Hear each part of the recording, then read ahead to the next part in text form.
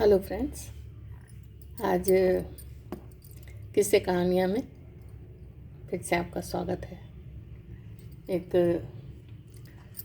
नई कहानी लेकर आई हूँ। आशा है आप लोगों को अच्छी लगेगी। तो ये भी एक हम लोगों के यहाँ ये पूजा पाठ में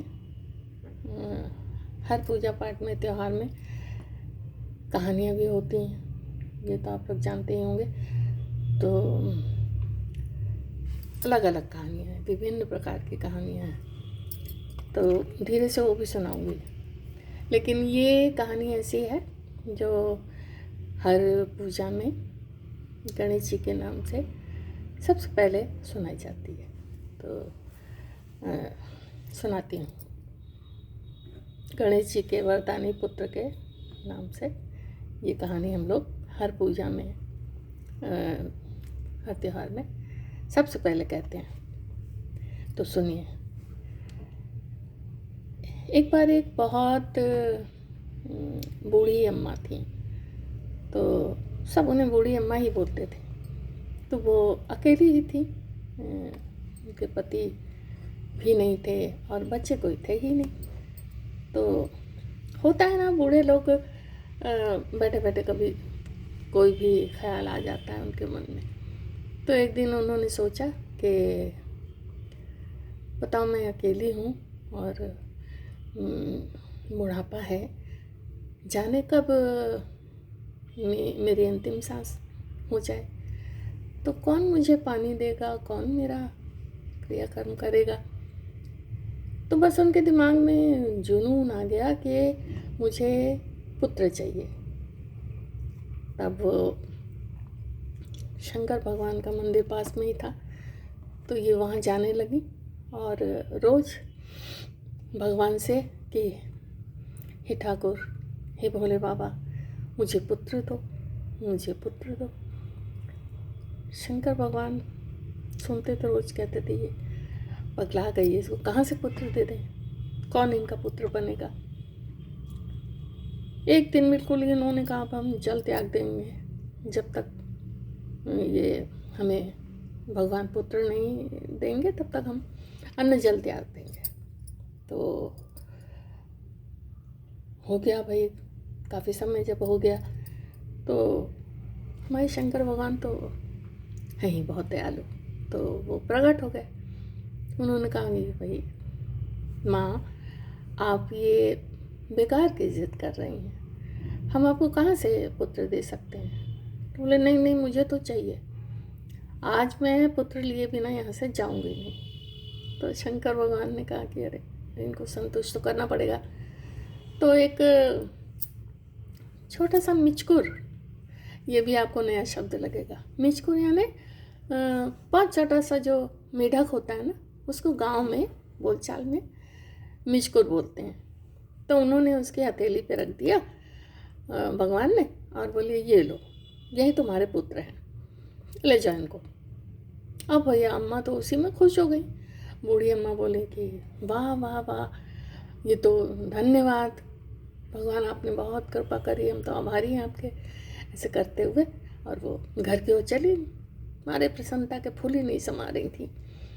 तो जाते जाते जो भी मिल रहा था सबको बता रहे, देखो हमारे पुत्र, हमको भगवान ने हमें पुत्र दिया है। सब लोग हंसे भी, कुछ चुप रह गए, कुछ लोग मजाक भी उड़ा रहे थे, लेकिन उन्हें कोई फ़र्क नहीं पड़ा। बहुत खुश हो गई, संतुष्ट हो गई और लेकर घर पहुंच गई मिचकुर को।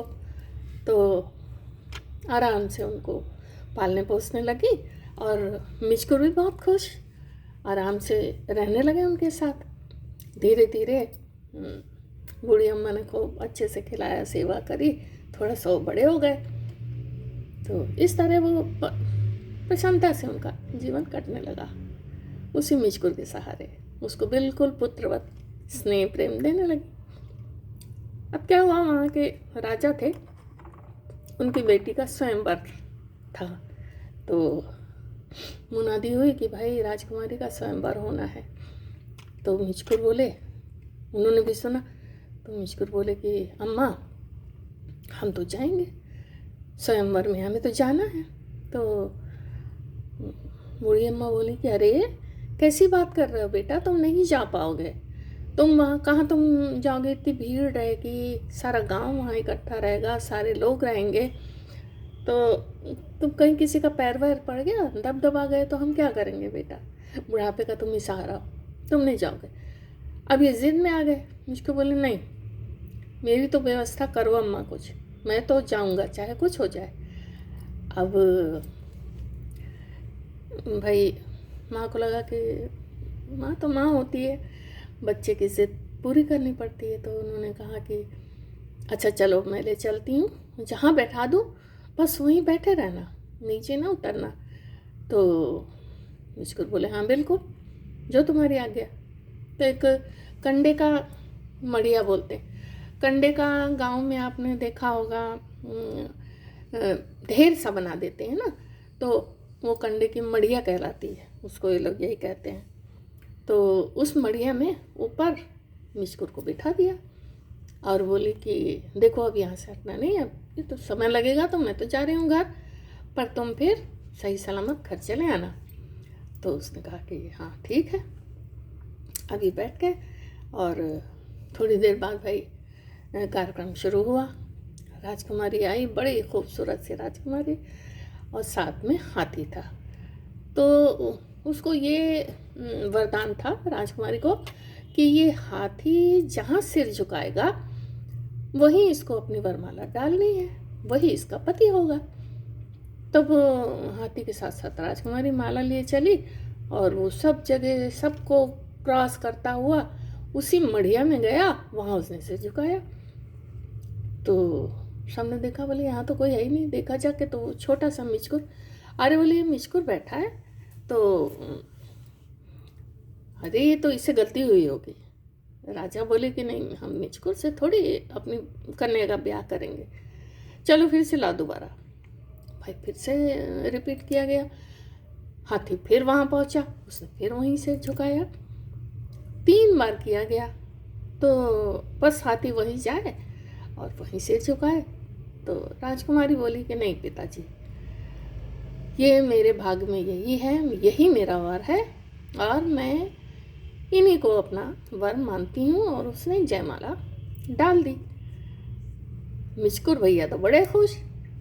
अब आगे आगे मिचकुर और पीछे पीछे राजकुमारी चल दिए भाई। और सारे मोहल्ले में हल्ला हो गया, सारे बच्चे अरे रे रे इतनी सुंदर राजकुमारी। कुछ लोग दौड़ के गए बूढ़ी अम्मा के घर में, जाके उन्होंने कहा कि अम्मा अम्मा तुम्हारी तो बहू आ गई, तुम्हें पता नहीं? तो बोले क्या मजाक करते हो, हमारे मिचकुर से कौन शादी करेगा, तुम लोग को सताने के लिए हम ही मिले हैं। तो उन्होंने कहा नहीं नहीं अम्मा आओ तो आरती का थाल सजाओ, लेकर आओ, देखो तुम्हारी बहू। उन्होंने देखा कि वास्तव में इतनी सुंदरी कन्या राजकुमारी खड़ी है सामने। तो फटाफट गई, उन्होंने थाल वाल सजाया, दिया वया रखा और उसकी आरती करी, टीका लगाया, दोनों को अंदर ले आई। अब वो भैया वो अच्छे से रहने लगे सब, और उसने घर गृहस्थी संभाल ली। लड़की भी बहुत अच्छी थी, माँ को बहुत सम्मान देती थी और सारा काम संभाल लिया, माँ को बड़ा आराम देती थी। तो ऐसे ही कुछ समय बीता। एक दिन बूढ़ी अम्मा बैठ के उदास होके रोने लगी। तो बहू ने पूछा कि अम्मा काहे रो रही हो? तो बोले कि बिटिया हम ये सोच रहे हैं कि आज तो हम हैं, कल हम ना रहेंगे तो तुम्हारा क्या होगा, ब्याह तो हो गया तुम्हारा, हमारे मिचकुर बेचारे छोटे से वो क्या कर पाएंगे। तो इतना माँ का दुख देख के उससे राजकुमारी सराहा नहीं गया। तो उसने कहा कि अम्मा एक राज की बात बताएं। तो बोले हाँ बताओ। बोले ये मेढक नहीं है, ये रात में अपना चोला उतार के और टांग देते हैं, बहुत सुंदर राजकुमार बन जाते हैं, तो तुम चिंता ना करो। तो बोले कि अरे तो तुमने तो ये अभी तक बताया नहीं हमें। बोले नहीं आज बता रहे हैं ना आपको। तो बोले कि बेटा ऐसा किया जाए कि ये परमानेंट राजकुमार हो जाए तो हम निश्चिंत होकर मर सकेंगे। तो राजकुमारी बोली कि हाँ उसका भी उपाय है। पर करना पड़ेगा गुप्त रूप से।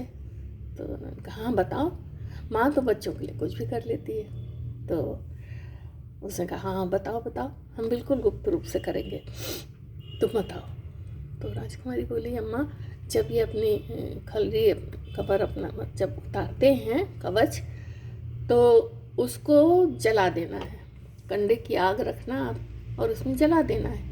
और जब ये जला जला, इनको तकलीफ़ तो होगी, जला जला चिल्लाएंगे, तो इनके खूब दही लगा देंगे और मलयानिल चंदन वो लगा देंगे, ये बिल्कुल ठीक हो जाएंगे और हमको पति मिल जाएंगे, आपको बेटा मिल जाएगा।